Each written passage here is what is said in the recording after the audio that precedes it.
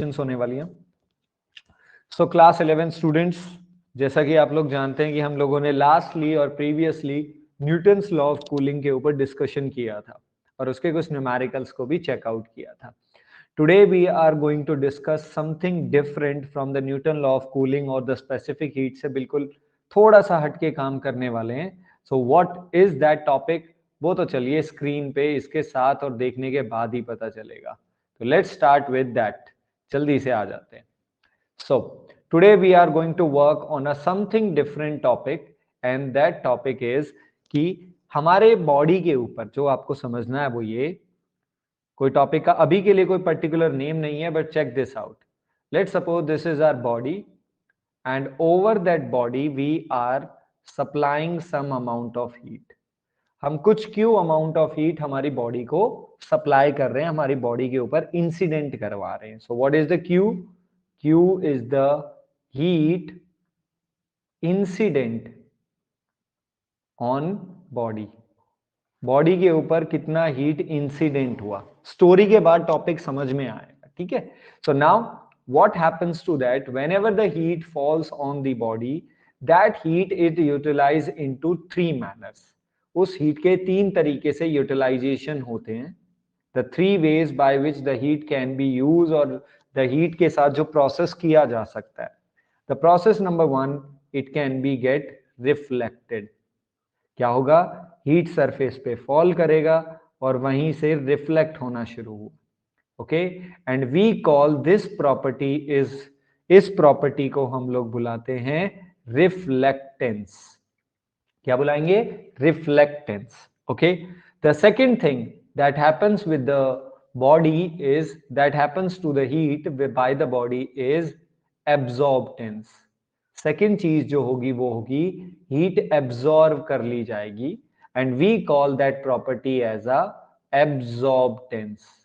हम उस प्रॉपर्टी को बुलाएंगे absorptance. And the third thing that can happen with the heat is transmit. जैसे मान लीजिए हीट आपके एक एंड पे फॉल किया और आपने उसे ट्रांसमिट कर दिया, ठीक है, and we call this property as a transmittance. Okay, so here we get to know कि अगर हम किसी भी बॉडी को हीट सप्लाई करते हैं तो उस हीट को तीन तरीके से काम किया जा सकता है। रिफ्लेक्टेंस, कुछ अमाउंट ऑफ हीट रिफ्लेक्ट कर दी जाएगी। एब्जॉर्बटेंस, कुछ अमाउंट ऑफ हीट एब्जॉर्ब कर ली जाएगी। ट्रांसमिट, कुछ अमाउंट ऑफ हीट ट्रांसमिट कर दी जाएगी। तो चलिए इन तीनों प्रॉपर्टीज को वेल डिफाइन करना शुरू करते हैं and we are going to start with the first, reflectance. So what is the reflectance? Reflectance, it is going to represent with the symbol small r. Reflectance, it is being defined as R by Q। Define करते हैं R represent amount of heat reflected। R क्या represent करता है? Heat reflected divided by what is the Q? Q represents you total incident heat। क्या? Total कितना heat आपके ऊपर incident हुआ, ठीक है। अब इस चीज को ध्यान से देखिए, फॉर एग्जांपल से लेके चलते हैं। Imagine that the 50 joule amount of heat आप फॉल करवा रहे हो। कितना? 50 जूल फॉल करवा रहे हो। उस 50 जूल में से 10 जूल रिफ्लेक्ट कर दिया, ये आप सारे समझते हैं। एब्जॉर्बटेंस में लेट सपोज 20 जूल आपने एब्जॉर्ब कर लिया, तो ट्रांसमिट कितना होगा भाई? बिल्कुल सीधी सी बात है, एनर्जी की बात चल रही है और energy is always being conserve. So 10 joule आपने रिफ्लेक्ट कर दिया है, 20 जूल आपने एब्जॉर्ब किया है, तो 20 जूल आपने ट्रांसमिट किया। तो रिफ्लेक्टेंस क्या कहलाता है? रिफ्लेक्टेंस कि कितना हीट रिफ्लेक्ट किया डिवाइडेड बाय कितना हीट इंसिडेंट किया, ठीक है। सिमिलरली इसी मैनर में अपनी नेक्स्ट टर्म को डिफाइन करते हैं and the next term is absorptance. यही हमारी छोटी छोटी टर्म्स है। आज के लेक्चर में हमारे पास टर्म्स ही चलने वाली हैं और इन्हीं टर्म्स को यूज करते हुए हम फ्यूचर में लॉ भी बनाने वाले हैं, तो टर्म्स को ध्यान से समझेंगे। सो एब्जॉर्बटेंस, it is being represented with the symbol A and it is being has a formula A by Q। What is A? A represent heat absorb।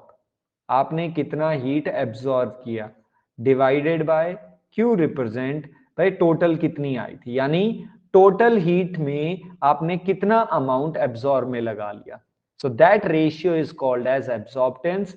Reflectance का अपना वाला हो गया. डन है. And the third thing that we have is transmittance.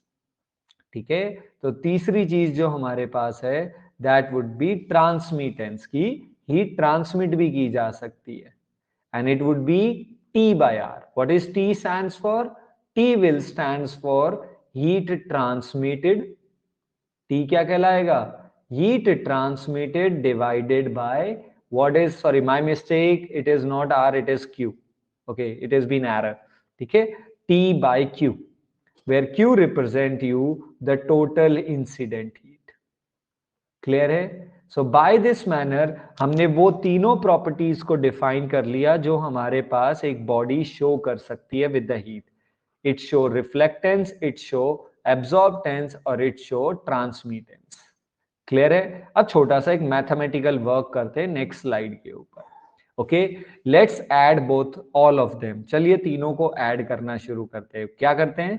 Reflectance plus transmittance plus absorptance. आप order कैसे भी कर सकते हैं, इससे कोई फर्क नहीं पड़ने वाला. ठीक है, एब्जॉर्बटेंस हो गया. ठीक है, absorptance. Okay, so let's add. What was the reflectance? Small r, transmittance small t, absorptance small a. So reflectance formula: heat reflected by the total heat, transmitted, heat transmitted by the total heat, absorbance, heat absorbed by the total heat.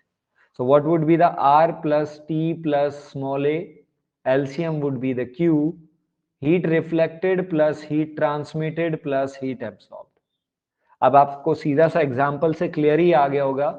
Heat reflected according to our example, हमारे examples के हिसाब से हमने heat 10 joule reflect किया, absorb 20 joule किया, transmit 20 joule किया. So 10 joule plus 20 it gives you the total heat. Means the sum of, क्या बेटा? The sum of reflectance, transmittance and absorptance will give you total incident heat and divided by total, and that would be 1. So what is the relation? R plus T plus A is always equal to 1. ये आपको importantly याद करना है. That the reflectance plus transmittance plus absorbance has always been equal to 1. ठीक है, अब कुछ special cases बनाते हैं यहां से. ओके, कुछ अंडर केसेस जाते हैं. Case 1, if no transmittance body. ठीक है, कोई ट्रांसमिटेंस नहीं हो रहा है. हमारे पास एक ऐसी बॉडी है जिसमें ट्रांसमिट करने की, यानी ट्रांसफर करने की, हीट को ट्रांसफर करने की एबिलिटी नहीं है, like the insulator. So transmittance zero है, इस mean T is equal to zero.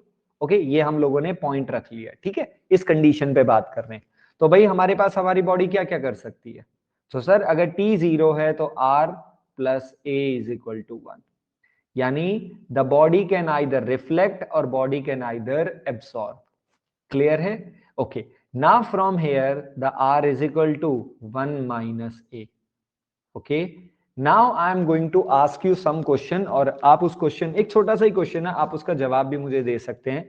That reflectance is equal to, if the transmittance is zero, condition ये है कि ट्रांसमिटेंस एबिलिटी नहीं है, so the reflectance is equal to 1 negative of absorbance. So my question is, how the reflectance property of the body relate with the absorbance property? किसी भी body की R यानी reflectance वाली जो प्रॉपर्टी है वो उसके एब्जॉर्बटेंस वाली प्रॉपर्टी के साथ कैसे रिलेट है? Yes, absolutely inversely proportional. क्यों? क्योंकि बीच में नेगेटिव साइन आ रहा है ना. यानी अगर A एब्जॉर्बटेंस की वैल्यू अगर बढ़ती है तो रिफ्लेक्टेंस की वैल्यू कम होगी. It means is that more be the absorptive property, less be the reflective property. तो क्या सीखने वाली की बात है? That good absorber is always bad reflector. जो डिवाइस या जो बॉडी एक अच्छा एब्जॉर्बर होता है वो हमेशा बैड रिफ्लेक्टर होता है, अगर उसमें ट्रांसमिटेंस के कैरेक्टर को अगर आप साइड कर दो तो. और vice versa you can say the bad absorber is always a good reflector. ठीक है, आप इसे उल्टा भी बोल सकते हो, जो गुड रिफ्लेक्टर होता है वो हमेशा बैड एब्जॉर्बर होता है। ठीक है, तो एब्जॉर्बटेंस प्रॉपर्टी और रिफ्लेक्टेंस प्रॉपर्टी एक दूसरे के इनवर्सली प्रोपोर्शनैलिटी में चलती है। क्लियर है ये वाला note? Okay, one more note जिसे मैं ऐड करवाना चाहूंगा, वन मोर केस जिसे हम लोग ऐड करेंगे, and that case is if we have a body.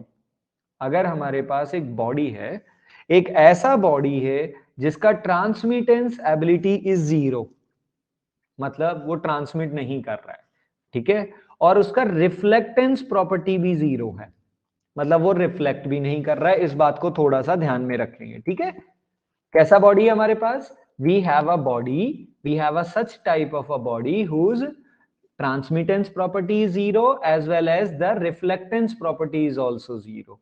तो भाई उसके पास क्या प्रॉपर्टी बचेगी? उसके पास केवल एब्जॉर्प्शन के लिए बचेगा। ठीक है, तो A would be numerically equal to 1।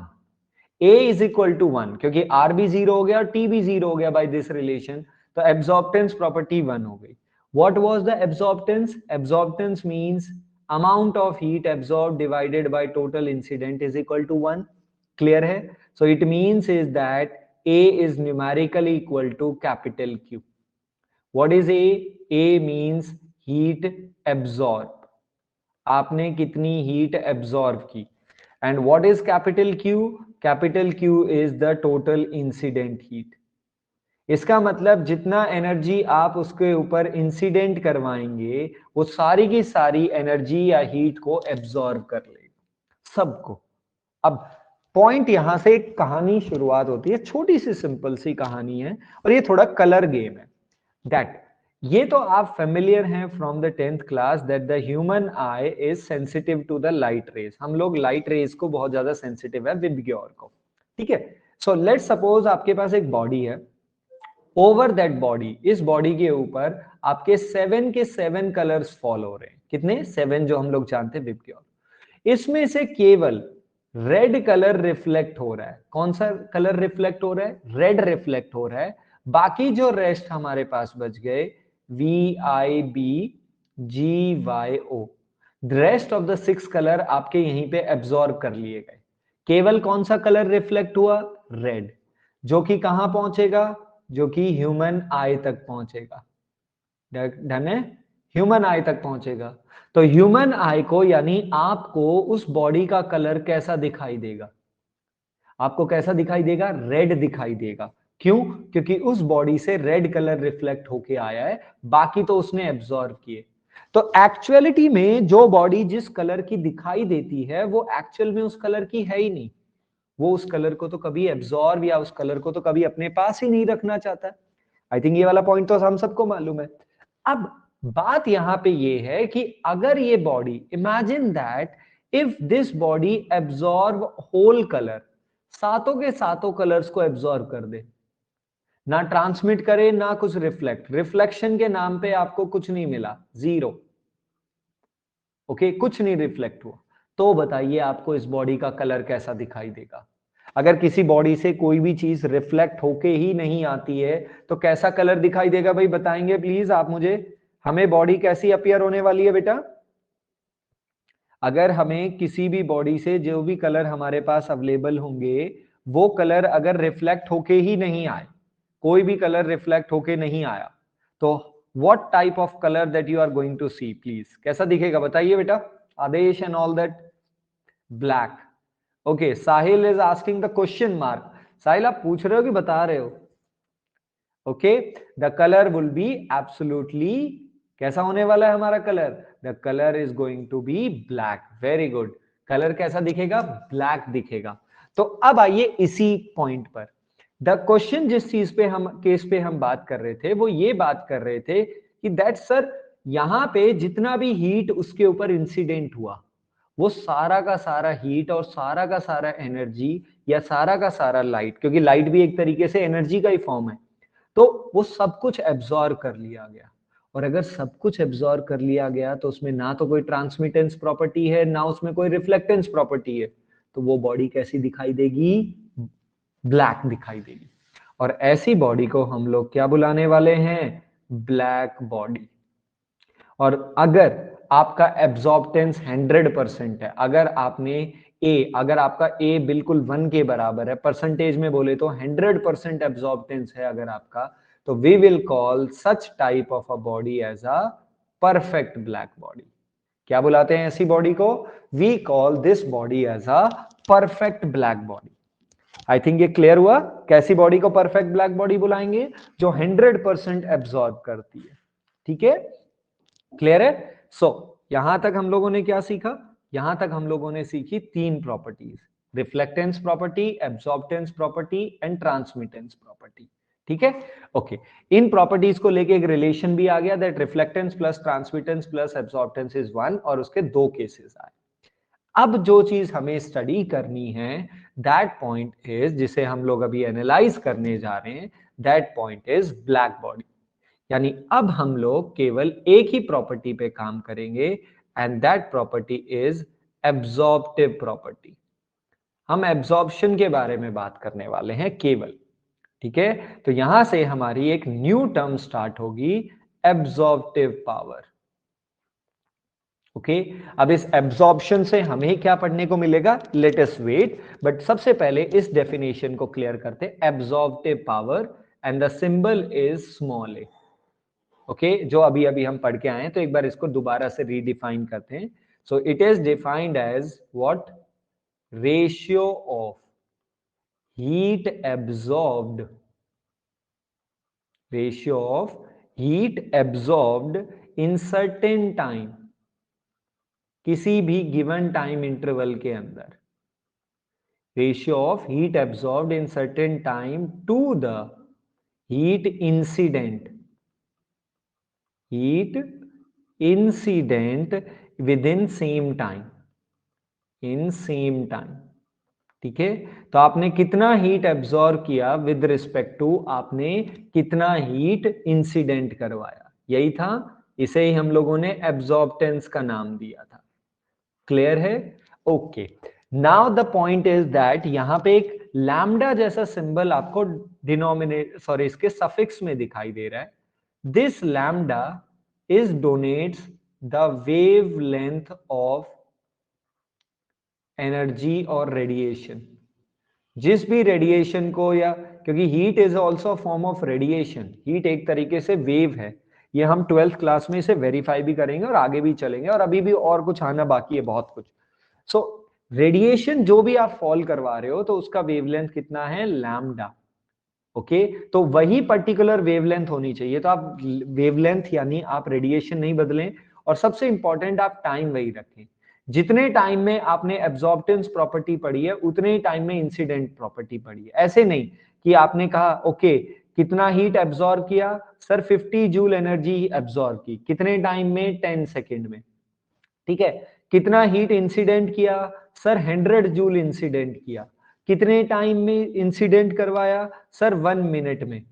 तो जब आप इंसिडेंट अमाउंट ऑफ हीट को पढ़ रहे हो तो 1 मिनट का टाइम लगा रहे हो, और जब आप एब्जॉर्प्शन वाली प्रॉपर्टी, एब्जॉर्प्शन हीट को पढ़ रहे हो, तो आप लोग केवल 10 सेकेंड लगा रहे हो। तो फिर ये रेशियो आपको रीजनेबल डाटा या रीजनेबल आंसर नहीं देगा। क्लियर है? तो टाइम दोनों का सेम होना चाहिए, इसलिए डेफिनेशन में इसका आना बहुत जरूरी है, जो हम लोगों ने यहाँ पे स्पेसिफाई कर दिया। क्लियर है? So this is called as absorptive power, एक तरीके से एब्जॉर्प्टेंसी है। चलिए इसको थोड़ा और डिटेल में और इसके बारे में बात कर लेते हैं। Like what would be its SI unit? इसकी एसआई यूनिट क्या होने वाली है? The SI unit is no unit, क्योंकि दोनों ही हीट है, और अगर यूनिट नहीं है तो it is dimensionless. Okay, so it is unitless as well as dimensionless. Clear है? Now the story get started. Okay, and here the word comes emission. यहां से एक वर्ड शुरू होगा, emission.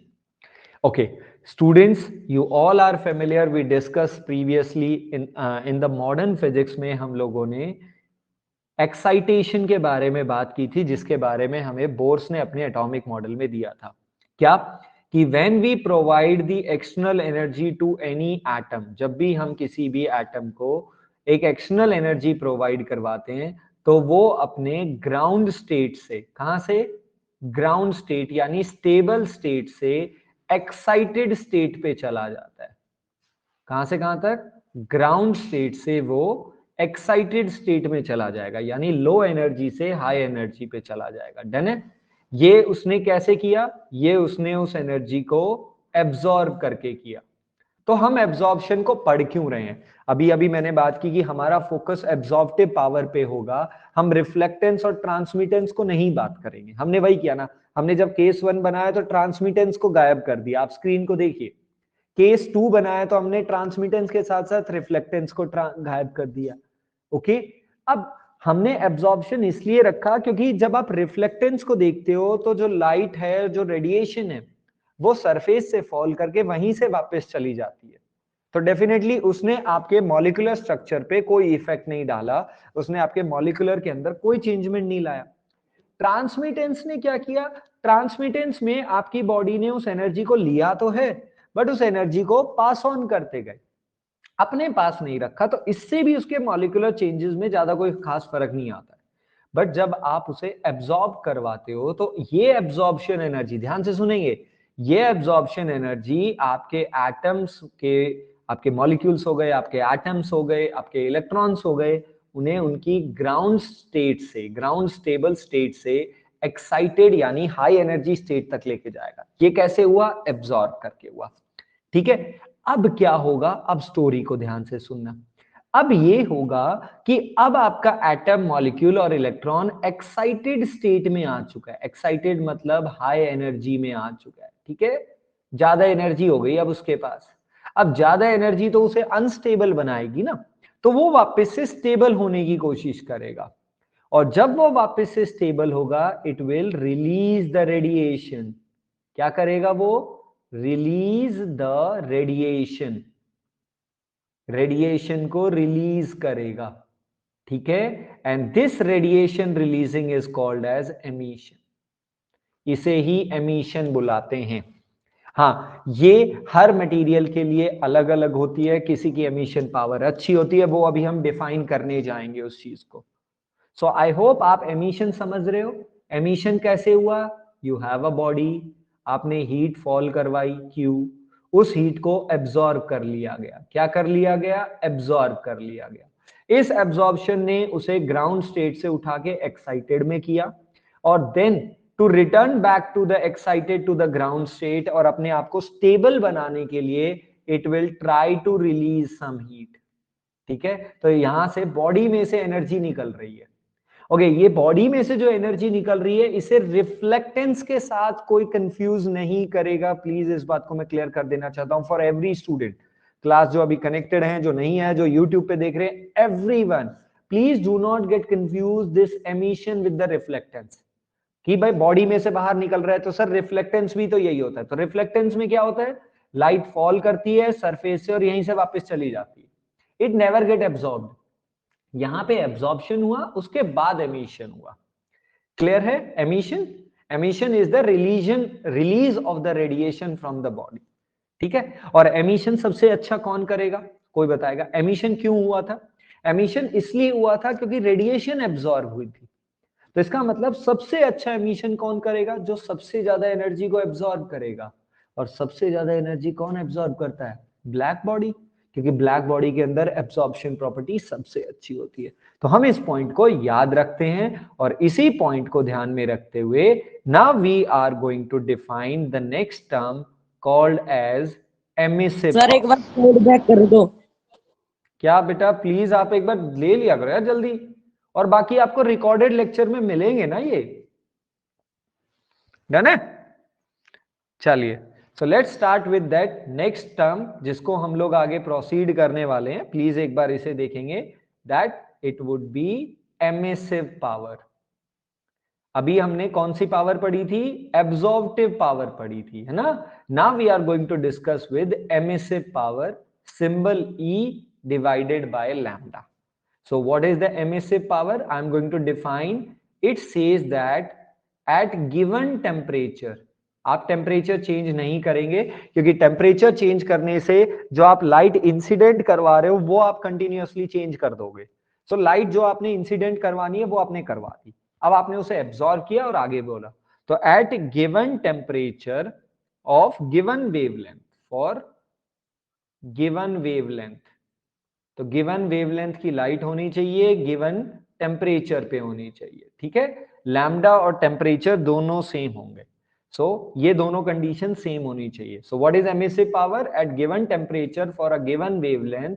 It is defined as, it is defined as energy, because it is a form of energy जो वो release करने वाला है, एनर्जी रेडिएटेड यानी रिलीज्ड पर unit area per unit time, पर unit area per unit time. Unit area से unit time के अंदर कितनी एनर्जी आपने रिलीज करवाई, ठीक है। Let suppose this is my body, सारे बच्चे ध्यान से देखेंगे, ये हमारा बॉडी है, इस बॉडी में हमने कुछ एनर्जी एब्जॉर्ब कर ली, अब उस एब्जॉर्प्शन की वजह से इस गिवन एरिया से क्या हो रही है, हीट रिलीज हो रही है, एनर्जी रिलीज हो रही है। So what is emissive power? It is defined as energy release, इसे मैथमेटिकली लिख लेते हैं, energy release per unit area per unit time. Unit area से यूनिट टाइम में कितनी एनर्जी आपने रिलीज करवाई, this is called as the emissive power. इसे ही हम लोग क्या बुलाएंगे, इसे ही हम लोग एमिसिव पावर बुलाएंगे। क्लियर है? चलिए इसकी एसआई यूनिट मेंशन कर लें। The SI unit would be, help कीजिए, energy in the numerator we have energy, so that would be joule per unit area or time, so time is second and area का meter square। clear है? so this is our SI unit। so what is the SI unit? joule per second per meter square। Okay, joule per second को आप सब जानते हैं, हम लोग एक नया नाम दे सकते हैं, वॉट। क्या नाम दे सकते हैं? वॉट, है ना। Joule per second is also known as the watt, तो watt per metre square. So आप इनमें से कोई भी यूनिट को यूटिलाइज कर सकते हैं। Okay, energy release per unit area per unit time for a given temperature and for a given wavelength. ऐसा unit joule per second metre square और watt per metre square. Okay, एक छोटा सा help और करेंगे quickly, let's try with the dimension formula. तो dimension formula joule पे आ जाते हैं, it would be ml2t-2 joule, second t and area it would be L square, L square cancel and it would be m L0 t-3। so what would be the dimension formula? The dimension formula for the emissive power would be mL0 t-3। ठीक है, dimension को हम लोग पीछे नहीं छोड़ सकते। सो यहां तक हमने दो पावर सीखी। The first power is absorptive power, कि how much amount of heat that you are absorbing with respect to incident. But second power is the emissive power. ठीक है, तो दो टर्म हो चुकी हैं, अब एक टर्म पे और जाते हैं, तो प्लीज ये स्क्रीन देख लेना प्लीज। डन है? Now we are back to the next slide and the next would be our next term is emissivity. इस पे ध्यान से देखेंगे, एमिसिविटी, ये टर्म्स बहुत इंपॉर्टेंट है। एब्जॉर्प्टिव पावर हो गई, एमिसिव पावर हो गई। Now I am going to discuss with you emissivity. Its symbol is efficient, कुछ ई जैसा देखने में लग रहा है बट कर्व फॉर्म में बनाना है। So what is the emissivity? Emissivity, it is been defined as E divided by capital E lambda. इसे थोड़ा सा ध्यान से देखेंगे, it is been defined as small E divided by capital E lambda. इसे आप लोग ऐसे डिफाइन करेंगे। अब ये दोनों टर्म्स क्या हैं वो एक बार देख लेते हैं, एक बार ध्यान से देखेंगे, what are these two terms. ये दो टर्म्स हमें क्या बता रही हैं, ठीक है। चलिए, this above term E lambda, इससे तो अभी अभी हम फेमिलियर है। It is defined as what? Emissive power. ये हमारी क्या डिफाइन करती है? It is defined as emissive power. किसकी? ऑफ एनी बॉडी, किसी भी बॉडी की जिसके पास एब्जॉर्ब करने की एबिलिटी है। देखो लास्ट वाले में मैंने कहा कि गिवन टेम्परेचर गिवन वेवलेंथ पे कोई भी बॉडी कितना एनर्जी रेडिएट कर रहा है, तो ये जो बॉडी का जिसका अभी हम बात कर रहे थे, that can be any body, ये किसी भी बॉडी के लिए हो सकता है। बट अब एक केस बनाते हैं, इधर ही बना लेते हैं, चलिए ठीक है। If body is what, perfect black, अगर हमारी बॉडी कैसी है, हमारी बॉडी अगर परफेक्ट ब्लैक बॉडी है, क्लियर हुई कहानी, परफेक्ट ब्लैक बॉडी है, लो भाई ब्लैक बॉडी बना दी भाई, परफेक्ट ब्लैक बॉडी का मतलब क्या है कि वो अपने अंदर एब्जॉर्प्टिव पावर सबसे अच्छी कर रही है, जिसके पास एब्जॉर्प्शन पावर सबसे अच्छी वो परफेक्ट ब्लैक बॉडी, तो ये अपना एक एमिशन करेगी। डेफिनेटली इसके पास भी अपनी एक एमिसिव पावर होगी, होगी ना, और दैट एमिसिव पावर को हम कैपिटल ई लैम्डा से रिप्रेजेंट करेंगे। सो what is the capital E lambda? Capital E lambda is the emissive power. Capital E lambda क्या है? ये एमिसिव पावर ही है, जैसे अभी तक हम लोगों ने नॉर्मल एमिसिव पावर को ही पढ़ा था। This is the emissive power, but this is the emissive power of perfect black body. तो ब्लैक बॉडी की एमिसिव पावर को हम कैपिटल ई लैम्डा से रिप्रेजेंट करेंगे, बट इसका भी मीनिंग वही है। क्या मीनिंग है? कि perfect black body how much energy release, इसका भी मीनिंग वही है, energy release per unit area per unit time. Unit area से यूनिट टाइम में कितनी एनर्जी आपकी ब्लैक बॉडी ने रिलीज की, हम लोग उसे बुलाएंगे emissive power of perfect black body. बस हम इसका सिंबल चेंज करेंगे। और अगर बॉडी कोई रैंडम बॉडी है, कैसी है? रैंडम है, कोई भी हो सकती है, क्योंकि देखो बेटा, हर बॉडी के पास एब्जॉर्प्शन करने की एबिलिटी होती है, किसी के पास कम होती है, किसी के पास सबसे ज्यादा होती है। अब जो सबसे ज्यादा हो गई वो तो परफेक्ट ब्लैक बॉडी कहला दी, बट अगर कोई रैंडम बॉडी है तो उसकी एमिसिव पावर को स्मॉल ई से रिप्रेजेंट करेंगे। तो क्लियर हो गई ये दोनों ई। और अगर ये दोनों ई अगर आपको क्लियर है तो हम इसे डिफाइन कर लेते हैं। ओके, तो small E emissive power of any body and capital E lambda is called as emissive power of perfect black body. ये क्या कहलाएगा? Emissive power of perfect black body. Clear है? बट ये बात आपको ध्यान में रखनी है, जब आप किसी रैंडम बॉडी, यानी आपने क्या किया, आपने एक तरफ ली परफेक्ट ब्लैक बॉडी, दूसरी तरफ आपने क्या ली, दूसरी तरफ आपने रैंडम बॉडी ली, ठीक है। अब इस बॉडी को आपने सर्टेन अमाउंट ऑफ हीट दिया, इस बॉडी ने उसे एब्जॉर्ब किया और अपने अंदर से कुछ रेडिएशन एमिट की, बट इस टेम्परेचर वाज टी। आपने एक टेम्परेचर मेंटेन किया टी, और आपने इस लाइट को जो वेवलेंथ दी वो लैम्डा थी।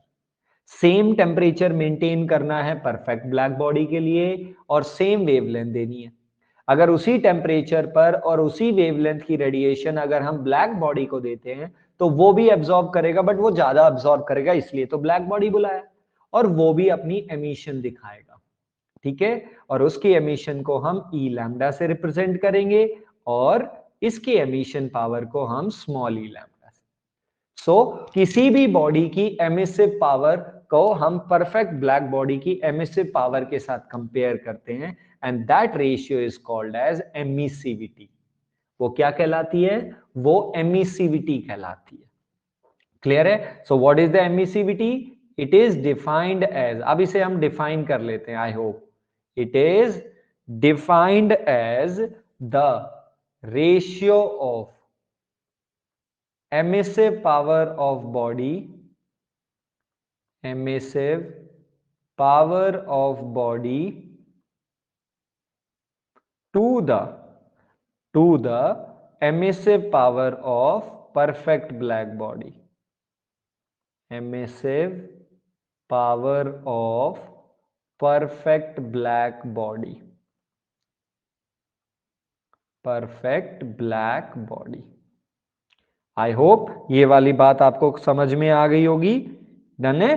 सो this is called as emissivity, इसे ही हम लोग एमिसिविटी बुलाते हैं। अब सिंस बोथ आर व्हाट, ये दोनों ही क्या है? एमिसिव पावर है, तो इसकी यूनिट के बारे में क्या ख्याल है भाई? What would be its SI unit?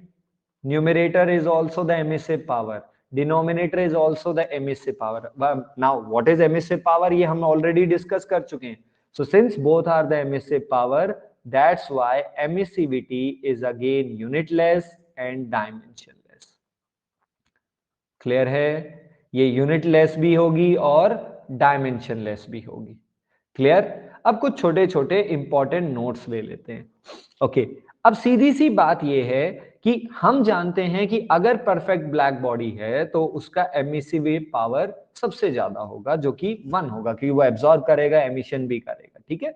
Okay, सो इसका मतलब ये वाली वैल्यू हमेशा 1 रहेगी और ये उससे हमेशा कम ही होने वाली है. इसको आपको ध्यान में रखना है. तो इसका मतलब जो हमारे पास एमिसिविटी है, एमिसिविटी जो होगी वो हमारे पास एमिसिविटी इसकी अगर मैं बात करता हूं, emissivity of perfect black body, perfect black body की एमिसिविटी क्या होगी? Sir emissive power of any body की जगह पे परफेक्ट ब्लैक बॉडी आ गई और यहां पे भी परफेक्ट ब्लैक बॉडी थी, that why your would be 1. So for perfect black body, emissivity is 1. Emissivity for any body, किसी और बॉडी की अगर बात की जाएगी तो उसका जो emissivity होगा that would be less than 1 but greater than 0. यानी emissivity का जो वैल्यू है that value always lie between 0 and 1. ये आपको याद रखना है इस बात को. और सबसे ज्यादा किसकी एमिसिविटी होगी? सबसे ज्यादा एमिसिविटी परफेक्ट ब्लैक बॉडी की होने वाली है. और हम 2-3 मटेरियल्स की याद रखेंगे जिसको आपको आगे काम करने में हेल्प मिलेगा, जैसे कि पॉलिश कॉपर. पॉलिश कॉपर ये कभी कभार पूछा जाता है. For polish copper the emissivity is 0.018. Then polish aluminium, ये भी पूछा जाता है हमसे, एंड पॉलिश एल्यूमिनियम का होगा आपका 0.05. ये बात आप दोनों आप इनकी याद रखेंगे. ठीक है. सो ये हमारी एमिसिविटी होती है. क्लियर है. So emissivity of perfect black body is 1. Emissivity for any random body is always lie between 0 and 1. और अगर हम स्पेसिफिकली 1-2 बार कंपटीशन में पूछे गए हैं for polish copper and for polish aluminium, the emissivity is 0.018 and 0.05 respectively. Done है. Okay, till here यहां तक. हाँ यस आदेश, बिल्कुल एब्सोल्युटली है बेटा.